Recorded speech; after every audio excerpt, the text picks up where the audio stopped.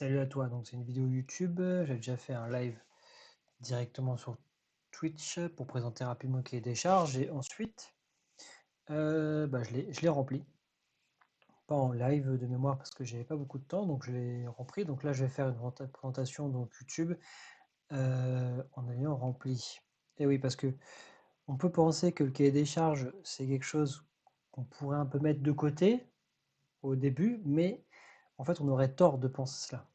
Cahier des charges, c'est quelque chose de très très très important, voire plus ou autant ou aussi important que de savoir coder correctement, utiliser un pattern, etc., de faire un code propre.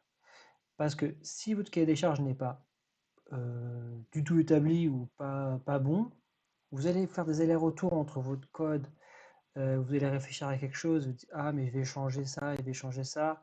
Bon, si vous avez un cahier des charges, vous avez déjà 90% du travail fait. Si vous êtes un senior ou confirmé, en général, votre cahier des charges, une fois qu'il est fait, il est fait à 100%. Ici, il y aura peut-être des allers-retours à faire sur certains points, mais toujours beaucoup moins que des allers-retours si on ne l'avait pas fait. Ici, les allers-retours sera plutôt pour supprimer des choses, au lieu que rajouter ou modifier. Ça sera très peu de modifications. Alors, donc on va commencer hein, par rapport au cahier des charges.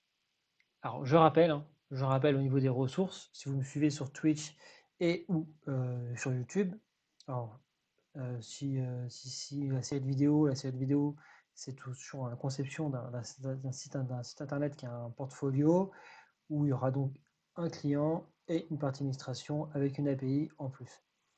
Donc, je vous ai fait un wiki des lives, on va dire, j'appelle ça comme ça, et dedans, vous retrouvez tout ce qui est, toutes les ressources où j'ai pu aller voir pour avancer sur certains points, pour vous montrer en fait ce que c'est que d'avancer. Pas je fais une vidéo, j'ai déjà tout à côté, parfois j'ai déjà des choses à côté, mais déjà, si j'ai été chercher quelque chose, bah, je vais vous le mettre ici. Et si pendant la vidéo, je vais chercher une ressource, elles seront ici. Donc, retrouvez les autres vidéos. À la fin, je vous mettrai la vidéo précédente. Et n'hésitez pas, alors elles sont un peu longues, mais c'est un peu obligatoire. C'est un peu obligatoire parce que c'est des choses à comprendre avant de faire un site. Si vous voulez juste être développeur, enfin si vous voulez être un développeur qui va juste coder, qui va faire que du code, bon, suivant où vous prenez cette série de vidéos, peut-être que j'aurais commencé à coder l'API et le back-office avec PHP. Donc, bah, prenez comme le cahier des charges, parce que c'est important, et ensuite, allez directement sur la partie code. Mais si vous voulez aller un peu plus loin, sur la partie conception, je vous invite à regarder les vidéos précédentes qui sont très importantes par rapport à ça. Donc voilà, donc je vous ai fait ça et vous avez donc un cahier des charges ici presque vide afin que vous puissiez le remplir, quelques petites choses. Et là encore, pour aller plus loin, vous avez donc une ressource. Donc une ressource dans une ressource. Alors n'hésitez pas à toujours aller voir. Vous avez même des ressources ici.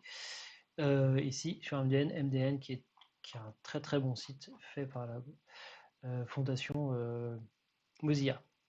Donc, alors comment se comporte un cahier des charges? Alors, vous avez une présentation du projet, de l'équipe, les personnes à contacter dans l'équipe client, les personnes à contacter dans l'équipe de développement, les besoins, on a les problématiques auxquelles il répond, les objectifs. On va regarder ça tout de suite. Alors, on descend, les technologies utilisées, les contraintes dans chaque partie, front-end et back-end, définition de la cible du projet, les navigateurs compatibles, les listes des routes, CLI front-end, on a le client ici, le back-end, on a la route API, le user story, que ce soit le front-end, client, et donc là, le back-office. Back-office, je l'ai mis là parce que c'est quand même du front-end ici.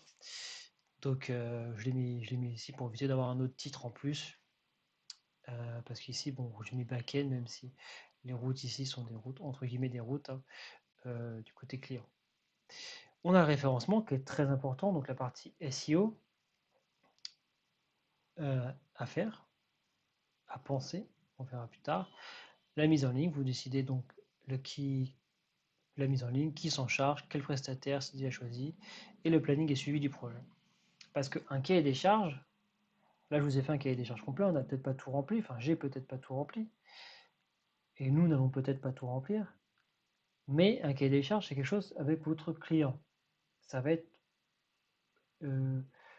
quelque chose, ça va être un peu le contrat. Si vous avez un contrat de base, si vous êtes freelance, plus ce cahier des charges, ça va établir une direction. Ce que vous devez faire, ce que vous ne devez pas faire, ça va cadrer votre projet. Alors, je pourrais vous faire une vidéo, vous me voyez, avec où je vous parle du cahier des charges, mais des grandes parties, j'aurais fait tout un speech, mais vous n'auriez pas en fait le cahier des charges. Je vois plein de vidéos comme ça, où vous parle du cahier des charges, mais à aucun moment vous avez un exemple. Donc là, j'ai pris le contre-pied, on n'aura qu'un exemple. Et on parlera donc du cahier des charges grâce à cet exemple. Donc, présentation, ça c'est très simple, on ne va pas rentrer dans les détails, hein, le projet. Donc moi j'ai mis le projet d'un portfolio qui est constitué d'un client, là vous savez lire. Le site web est destiné à mettre en avant les projets effectués et de mettre en valeur les compétences et savoir-faire du développeur. Parce que moi c'est un portfolio. Et vous aussi, si vous êtes ici, peut-être que c'est un portfolio. Donc c'est ça, comme ça qu'on présente le projet finalement.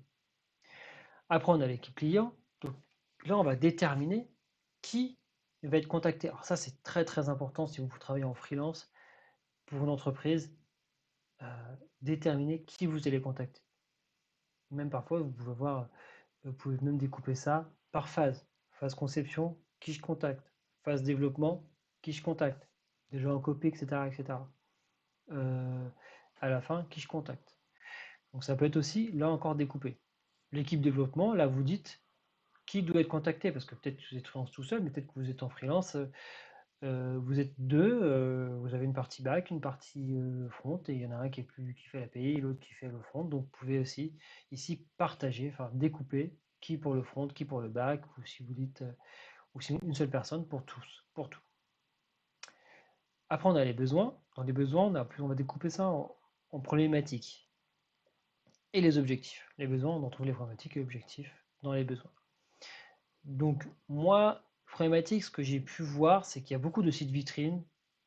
Et donc les données sont en dur, ou peut-être les données sont dans des mocks. On va pas revenir sur ce mot, mock, M-O-C-K. Si vous voulez voir sur internet ce que ça veut dire après la vidéo, ou peut-être que je vous le mettrai ici, la division de mock, qu'est-ce que c'est un mock en développement. Donc, c'est un site vitrine souvent qu'on a, donc on peut voir des choses sympas pour du front-end, etc. Mais aussi pour les développeurs back-end. Pareil, c'est une API, c'est un serveur, etc. Mais aujourd'hui, pour moi, en tous les cas, je pense qu'il est plus demandé d'avoir des connaissances full stack. Oh, full stack, oui, c'est parfait. Hop, un petit A ici, full stack. Donc, pas forcément, en fait, avoir des connaissances, ça ne veut pas dire euh, être, être spécialisé sur le front et le back à 200%. C'est pas possible d'être spécialisé 100% sur le front et le back quand vous arrivez sur le marché du travail.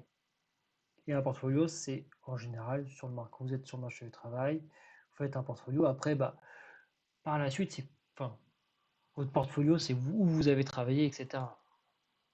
Je suis mal écrire quelque chose. Donc, le portfolio en lui-même devient pas nécessaire. Et si je le fais, moi, je suis en alternance aujourd'hui.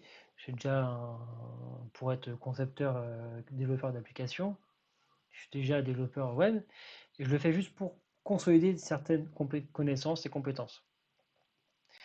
Donc, comme je dis, sans que cela n'empêche de se spécialiser. Parce que après, on spécialise en front ou en back.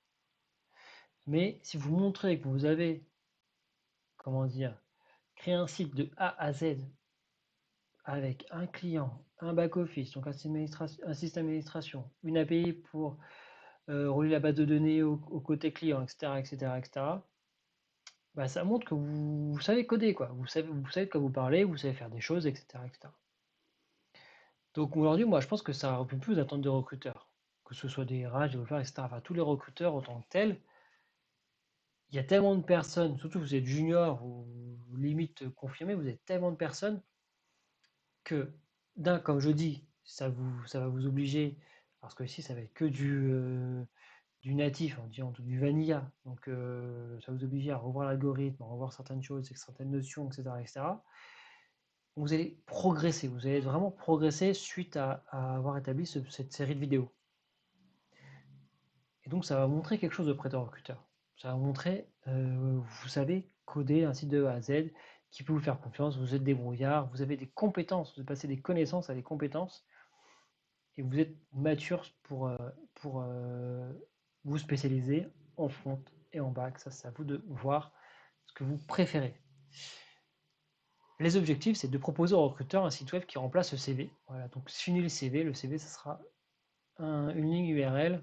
Bon, en fait, un petit CV pour mettre des choses, mais principalement, ça sera la première ligne, une URL, pour que les gens aient même une URL, un screenshot, et c'est tout. Donc, qui montre les compétences et connaissances. Cela peut même éviter de faire passer les tests techniques, car les développeurs auront un déjà aperçu du savoir-faire. Oui, effectivement, aujourd'hui, si on fait passer un test technique, alors que vous avez fait ça, certains recruteurs pourraient dire on peut passer cette étape. On va plutôt être dans l'échange pour voir où l'on est, qu'est-ce qu'il a fait, etc. Ou même ça peut être votre point d'échange. La personne avait vous procéder sur pourquoi vous avez fait ça, etc., etc. Donc on va voir, moi j'ai des idées, parfois, on va regarder plus bas, je vous en parlerai juste après, des idées pour mettre en place quelque chose d'intéressant. Donc on va parler après des fonctionnalités sur le front-end client, donc la page d'accueil, là on présente la page des fonctionnalités, une description succincte, tac tac, donc c'est un peu une description. Ici c'est un peu une description de la fonctionnalité ainsi que le langage et framework que je vais utiliser. Donc là sur la page d'accueil c'est à présenter qui je suis, ce que je fais, etc. La fonctionnalité ça va être plus pour la partie que vous avez un site métier, etc.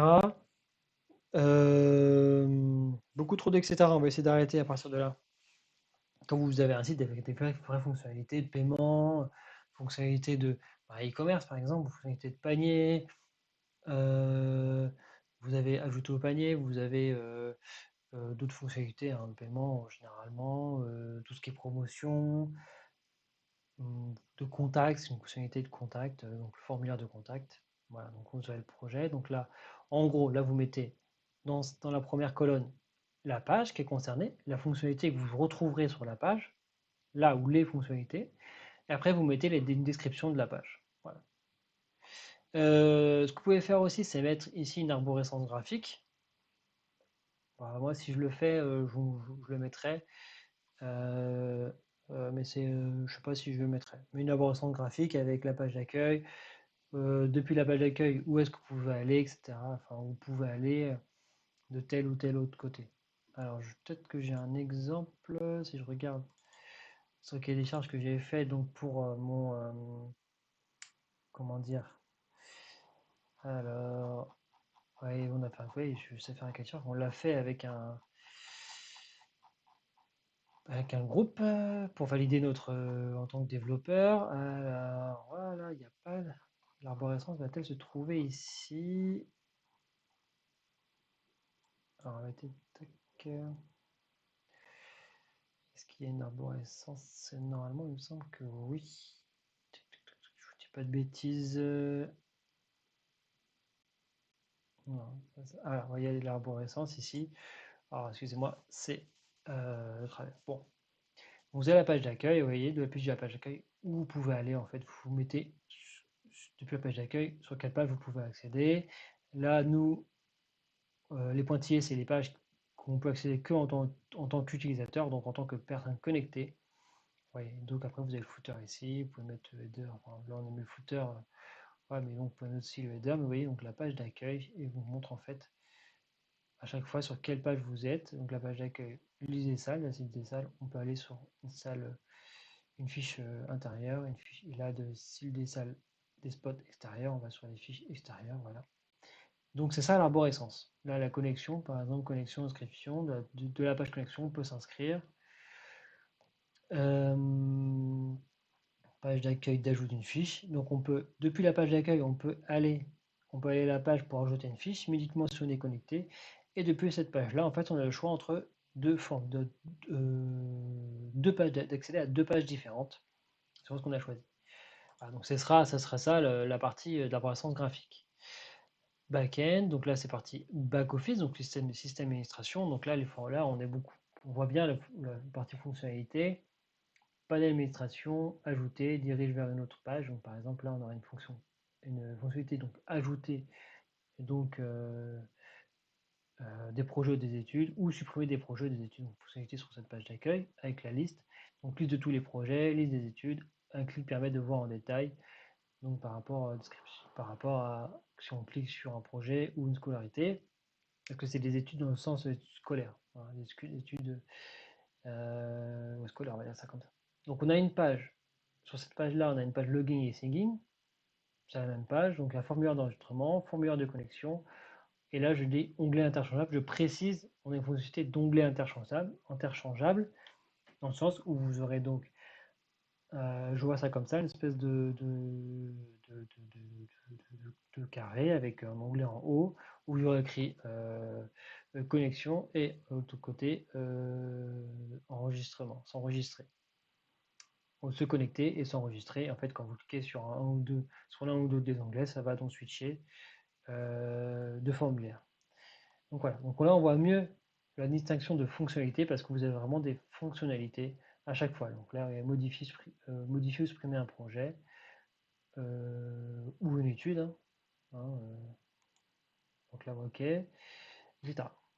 Donc voilà, vous avez compris la partie, donc les fonctionnalités front-end, back-end. Maintenant, on va passer aux technologies utilisées. On va dire quelle techno on va utiliser parce que bah là, ça va être simple, ça va être simple pour le front-end, très simple. HTML,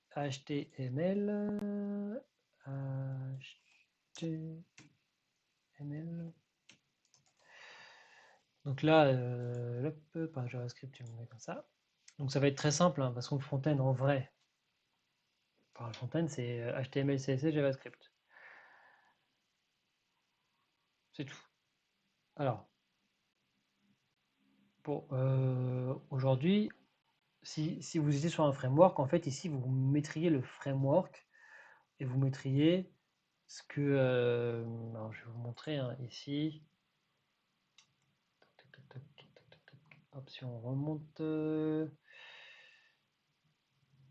là, vous voyez, regardez, on va le mettre ici, vous voyez, front-end, on a donc Redux, on met donc on a React Router, si vous avez React Model aussi, React Leaflet, voilà, tout front-end, tout ce qu'on va utiliser pour faire le front-end. Donc là, on a utilisé Yarn ou NPM, on avait Axios, etc. Donc, et Webpack pour tout ce qui est Blender et Babel pour transpiler.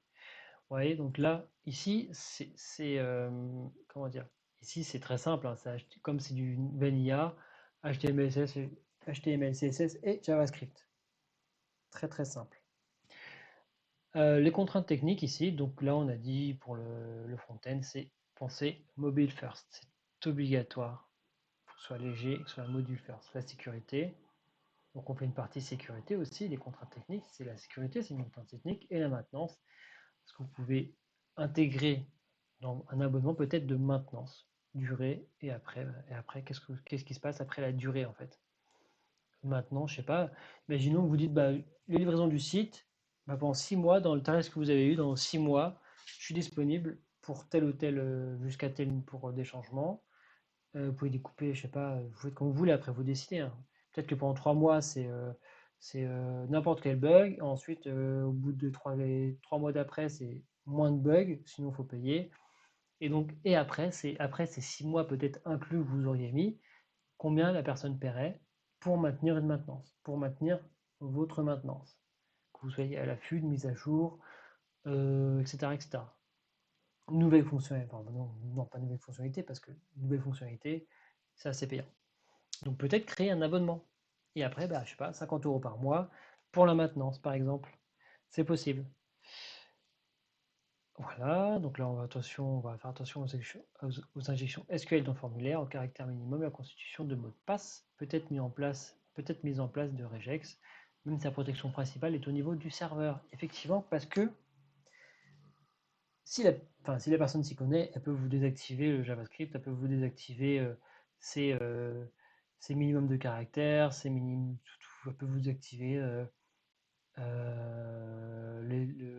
la protection SQL à cause vous désactiver le regex, et là c'est fini. Donc c'est pour ça que je mets, même si la protection principale est au niveau du serveur. C'est-à-dire qu'attention, il faudra aussi penser à ça au niveau du serveur. Il y aura une double protection. Ça peut vous empêcher de faire une requête serveur, avant d'avoir un retour pour dire ça marche pas. Dans le sens où bon, ça va être rapide, mais si vous évitez une requête, c'est très bien. Moins une requête faite, c'est très bien. C'est mieux qu'il n'y ait pas de requête de fait. Alors, après backend, donc la PHP, on a la version, j'ai pas encore décidé. On va mettre AltoRouter pour la partie des routes. Ça va être beaucoup plus simple. On pourrait le faire à la main, mais on va pas non plus trop compliquer la vie de temps en temps. On va le faire comme ça. Donc la version, package permet de gérer les routes, HTML. Mais 2 fois, je me trompe. Ah oui, j'ai fait un copier-coller, c'est normal. Voilà, donc on revient, tac, tac, tac. JavaScript va permettre. Et on aura Composer ici. Composer permet de mise en place de packages nécessaires. Et ici, donc, ça sera AltoRouter qu'on va mettre grâce à Composer. Contraintes techniques, bah, on aura la sécurité. Bah, là, ça va être, attention, ça va être ça. Validation des requêtes, etc., etc. Donc, ça va être la validation des requêtes, par exemple, qu'il faudra faire, auquel il faudra faire attention. Parce que ça se valide. Donc, peut-être des requêtes, enfin, sûrement, et des requêtes préparées. Donc, on verra un peu de cybersécurité. Alors, définition de la cible. Précision, en général, ça devrait être fourni par le client, à part si vous faites une prestation de marketing. La cible, c'est des personas, etc. Voilà, je vous mets une petite précision. Ici, ce sont les recruteurs au sens large, notre cible, etc. Navigateur compatible, Firefox, Chromium, donc ça inclut Chrome, Opera, Edge, etc. Donc tout ce qui est Chromium, Brave aussi de mémoire, et Safari, les principaux. Liste des routes, donc par exemple là on a la liste des routes. Ah oui, effectivement, oui, quand on parle d'expliquer comment vraiment on fait un cahier des charges et qu'on montre un exemple, c'est pas des vidéos qui durent 10 minutes, hein. Excusez-moi, on est déjà à 21 minutes. Bah, c'est pas possible de de faire des vidéos de 10 minutes en rentrant vraiment dans le vif du en rentrant dans le sujet et en étant presque exhaustif. Voilà. J'avoue, parfois, je vois des vidéos de code, c'est sur 10 minutes. Bah, c'est vraiment sur un truc précis. Et si vous sortez, parfois, ça marche plus. Si vous sortez de ce code précis, ça marche plus. Alors là, je vous mets précision. Il est important de penser SEO lors de la rédaction des URL. Effectivement. Là, sur la page d'accueil, page d'accueil, c'est en général, c'est un slash. Vous aurez votre nom de domaine. Qui s'appellera sûrement Thibaut, Thibaut Perronneau. Donc là, sur la page projet, projet développement web. Hop là, donc ça voudra dire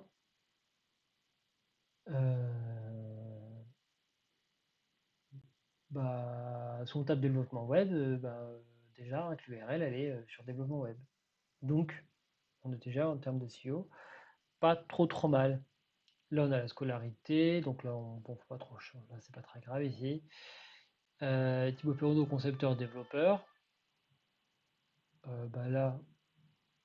Là c'est très bien, une URL qui dit si on cherche un développeur, si on dit Thibaut concepteur développeur, je pourrais donc venir sortir grâce à cette URL. Et suivant donc ce que j'aurais écrit sur cette page profil, la description. Et la partie contact, donc ici contact, rien de fou. La partie backend, route. Donc ici, on a toutes nos routes avant l'API, donc nos routes qui vont être faites, tout ça, ça va être fait en PHP. Notre partie administration qui sera faite en PHP, donc il n'y aura pas d'API pour ça. L'API, ce sera uniquement ici pour notre ami en front. Donc déjà, le côté client pur, il n'y aura pas de formulaire, donc on n'a déjà pas besoin vraiment de protection SQL. Et on le met quand même là-haut pour être sûr au cas où s'il y a un changement qui est fait pendant le code, on dira attention, sur le front, il faut penser à ça. Et donc là, il n'y a pas écrit API parce que, alors ça, API, c'est par exemple tout ce qui est les frameworks Laravel, Lumen et Symfony.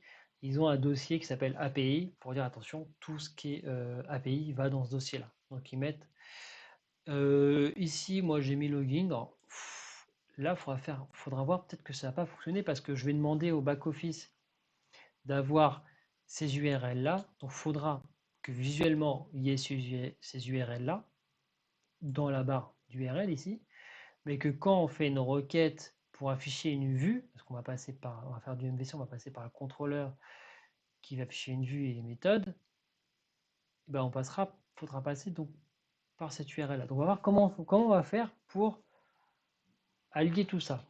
Est-ce que c'est possible? Est-ce que c'est pas possible? Donc ça, on va apprendre des choses justement. Donc c'est ce que je disais, on va peut-être revenir en arrière pour effacer des choses, plutôt effacer tout ça qu'autre chose. Mais je pense qu'il y a quand même quelque chose à faire parce que je vais regarder tout ça. Voilà, on va regarder tout ça pendant qu'on code. Et aussi, là je dis, beaucoup de méthodes sont répétées, il serait sûrement possible d'optimiser cela en faisant des factories. Par exemple, là, pour récupérer des utilisateurs, on va récupérer find user, find users. Mais on a aussi find project ici. On va ça en anglais. Et ben, sur les projets Laravel, etc., vous avez une méthode findAll qui en fait passe par une factory en envoyant certaines données et il va tout de suite chercher comme il veut. Donc moi, la question que je me pose, c'est est-ce que je ne vais pas faire pareil, une feuille de factory avec les méthodes qui se répètent et passer uniquement les choses nécessaires pour dire attention, ici, en fait, c'est pas des utilisateurs, que c'est pas des. Ici, c'est tous les utilisateurs que je veux, alors qu'ici, c'est tous les projets que je veux. Donc, on va voir comment on va faire, voir si c'est possible, etc. Oh, j'ai encore dit, etc. Donc, c'est pareil. Là, moi, je pense que c'est possible, mais quelle va être la complexité? Est-ce que c'est possible? Tout ça, on va le voir ensemble si vous continuez dans cette vidéo, dans la série de vidéos. Voilà. Donc, bah, si vous n'êtes toujours pas abonné, ou, enfin, mettez un like, ça me fera voir si vous aimez, etc. Enfin, oh là là là là, j'en ai marre avec ce mot. Au revoir. Mettez un like si tout ça, ça vous plaît. On est là. Mettez en commentaire aussi si vous trouvez que, bah, ne me dites pas que c'est long, me dites pas que c'est long parce que je le sais ça. Mais si vous trouvez que ça vous sert et si vous voulez voir la suite, là on est le 5 juillet 2023, donc je vais la poster ce week-end sûrement, donc si, si vous la voyez dans les quelques jours à venir, j'aurais sûrement pas fait la suite, donc n'hésitez pas à mettre un commentaire. Donc là il y a les user story, maintenant user story. Alors, maintenant user story, qu'est-ce que c'est? Et pour faire un cahier des charges, c'est quand même long, hein. Il y en a des choses à mettre, mais ça vous permet d'être cadré. Donc en gros, c'est un tableau avec vos pages, toujours la colonne page. En tant que, là ici, visiteur, j'ai besoin de naviguer entre les pages afin d'explorer le site, de découvrir le portfolio. Ça, c'est la partie client, toutes les pages, parce qu'il n'y aura que du visiteur, il y aura, non, pour le moment, il n'y a pas de connexion sur cette partie. La partie back-office, la page de connexion, enregistrement, visiteur. En tant que visiteur, je peux me connecter ou de créer un compte, d'accéder à la partie illustration du site afin d'accéder. Sur la page d'accueil en tant qu'utilisateur, j'ai besoin de visualiser le tableau de bord, découvrir ce qui a été mis en place, liste des projets et des études, cliquer sur un projet ou une étude pour y accéder, pour accéder aux détails.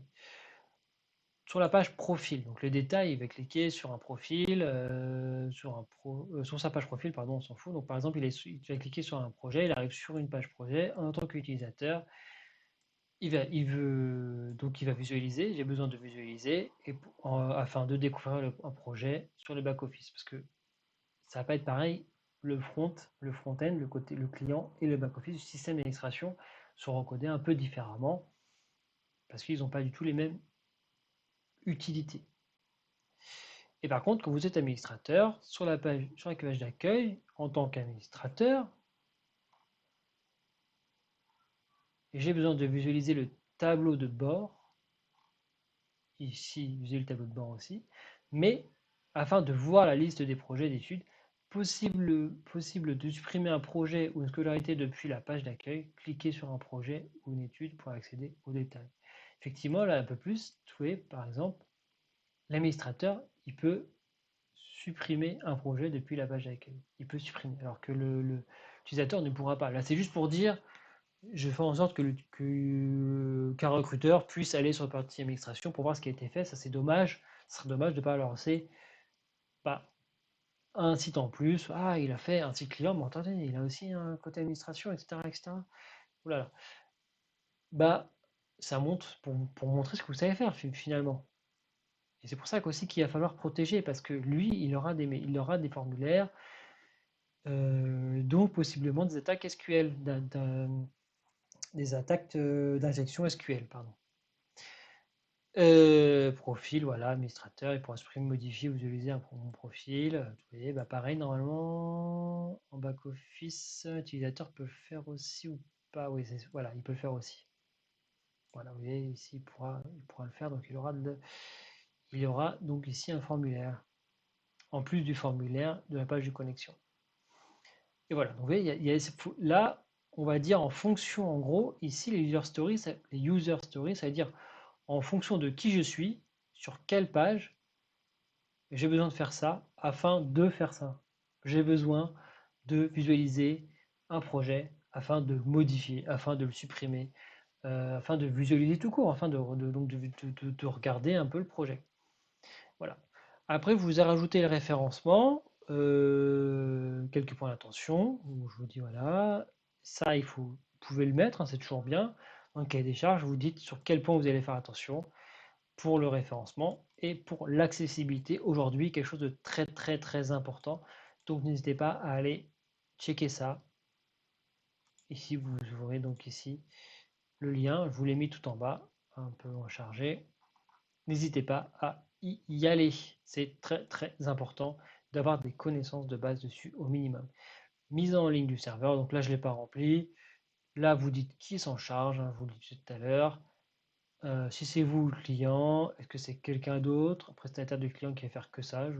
Peut-être que, je sais pas, peut-être que il y a un hébergeur qui, lui, se charge de faire ça et il le paye pour faire ça. Pourquoi pas? Quel prestataire? Si déjà choisi, vous mettez le prestataire. Peut-être que vous avez peut-être il y aurait peut-être des contraintes par rapport à ce prestataire. Vous pouvez aussi faire des propositions si vous pensez que le prestataire choisi, enfin, s'il n'y a pas de prestataire, vous pouvez faire des propositions. Si vous avez un prestataire avec qui vous travaillez et vous avez peut-être une réduction, mettez-la, il n'y a pas de. Ce serait tout à fait légitime pour le client. Bah, attention, j'ai tel prestataire, il est très bien, il peut être au même prix, et pendant un an, vous avez moins 20%. Donc pendant un an, vous faites des économies. Si votre prestataire n'est pas engagé, si votre client n'est pas engagé, il peut aller voir le prestataire. Peut-être que vous, ça vous fait gagner un peu d'argent par client envoyé auprès de ce prestataire. Et à la fin, vous mettez planning et suivi du projet, méthode agile utilisée ou non, implication du client, validation des étapes, etc. etc. Vous pouvez mettre, je sais pas, un diagramme pour montrer un rétro-planning de projet, pour montrer, bon, ça fait en gros, c'est un calendrier qui vous dit de temps à temps, ça va être la partie qui est de conception. Vous pouvez ensuite détailler ces parties de conception. Donc ça peut être commence par cahier des charges, les diagrammes UML, la méthode Meurize. Voilà, tout ça détaillé par jour ou par semaine. Les implications du client, si vous êtes en méthode agile, hein, la méthode agile, c'est donc d'impliquer le client en faisant des itérations à chaque fois. Donc vous impliquez le client à chaque fin d'étape. Et donc c'est des itérations jusqu'à temps que ce soit validé. Vous itérez sur toutes les étapes jusqu'à la validation de l'étape. Vous passez à la prochaine et la prochaine. Hop, pareil, itération sur chaque étape. Pour donc pour une méthode agile. Voilà, en termes de cahier des charges, c'est terminé pour cette vidéo. Je vous remercie en tous les cas d'être arrivé au bout parce que c'est quand même 34 minutes de blabla intéressant, je pense, et très important par rapport au cahier des charges.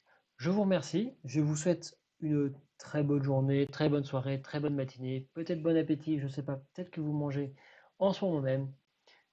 Et bien c'est pareil, merci beaucoup et au revoir. N'hésitez pas à aller voir la vidéo qui s'affiche normalement sur votre écran et un petit like si vous ne l'avez toujours pas fait. Salut, salut!